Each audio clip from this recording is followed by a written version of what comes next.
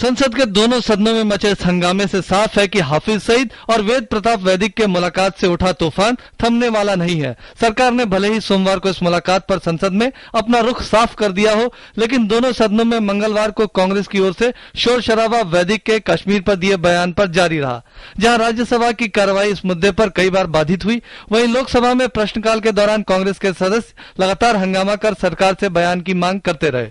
राज्यसभा में रक्षा मंत्री अरुण जेटली ने, जबकि लोकसभा में विदेश मंत्री सुषमा स्वराज ने साफ कर दिया कि कश्मीर पर वैदिक के बयान और हाफिज से उनकी मुलाकात से सरकार का कोई लेना देना नहीं है। Government of India has nothing to do with either his visit or his meeting someone whom we regard as a terrorist who conspires against the government of India or against India as a state. Neither directly nor indirectly, I said not even remotely. ये शुद्ध रूप से उनकी निजी यात्रा और व्यक्तिगत मुलाकात थी और यहाँ इस तरह के आरोप लगाना कि वो किसी के दूत बनकर गए थे, वो किसी के चेले हैं या भारत सरकार ने इस भेंट को निर्धारित करवाया था या उनको मिलने में मदद की थी, ये पूरी तरह से असत्य और निराधार तो है ही, बहुत दुर्भाग्यपूर्ण भी है। मैं आपके माध्यम से कहना चाहती हूँ, भारत सरकार का इससे कोई वास्ता नहीं है कि हमने हाई कमिश्नर से इस पर फुल रिपोर्ट मांगी है। अभी वो रिपोर्ट अपेक्षित है, वो रिपोर्ट आई नहीं है। हमने हाई कमिश्नर से पूरी रिपोर्ट मांगी है और मैं सदन को आश्वस्त करती हूँ कि वो रिपोर्ट आने के बाद भी मैं आपके साथ शेयर करूंगी कि हाई कमिश्नर।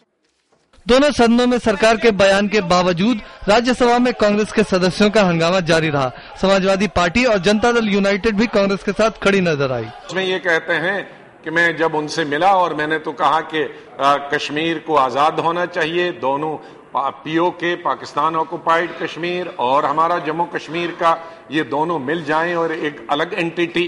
तो ये बहुत सीमा से जो लक्ष्मण रेखा है उससे बहुत आगे गया है। तो कोई तो सरकार से इससे पूछेगा, कोई कन्फ्रंट करेगा। आज बड़ी हैरत होती है कि भाई बीजेपी के लोग, आरएसएस के लोग, इस तरह का बयान आया है, कह रहे हैं खाली ये कहने से काम चलेगा कि हमसे कोई वास्ता नहीं है। ये खामोशी मौन स्वीकृति का लक्षण है। ये आप खामोश क्यों हैं? उन्होंने जितना भी वहाँ एक्शन किया, जो भी कार्रवाई करी, सब सरकार के संज्ञान में था। जब हम लोग उनके खिलाफ एक्शन की बात कर रहे हैं, क्योंकि उन्होंने तो ऐसा काम किया है जो एक राष्ट्रद्रोही भी नहीं सरकार के खिलाफ कर सकता है, तो उनके वो एक्शन लेने में क्या दिक्कत है? वहीं वैदिक ने भी बयान पर सफाई दी और कहा कि उनके बयान का गलत मतलब निकाला गया। अगर इंडियन हाई कमीशन को पता था तो इंडियन हाई कमीशन मुझे तो बताता है। इंडियन हाई कमीशन को अगर पता था कि मैं हाफिज सईद से मिलता तो मुझे तो बताता, मुझे तो उसने बताया नहीं। अब क्या हाफिज सईद ने हमारे हाई कमिश्नर को फोन किया क्या कि मैं मिलने आने वाला हूं? केंद्र सरकार आतंकियों को लेकर अपने कड़े रुख पर कायम है, लेकिन लगता नहीं है कि अभी ये मुद्दा ठंडे मस्ते में जा पाएगा। वैदिक और सईद का मुद्दा अभी कुछ दिन और मीडिया की सुर्खियां बटोर सकता है। शैलन मिश्र और राजेश राज के साथ सुधाकर दास, डीडी न्यूज, दिल्ली।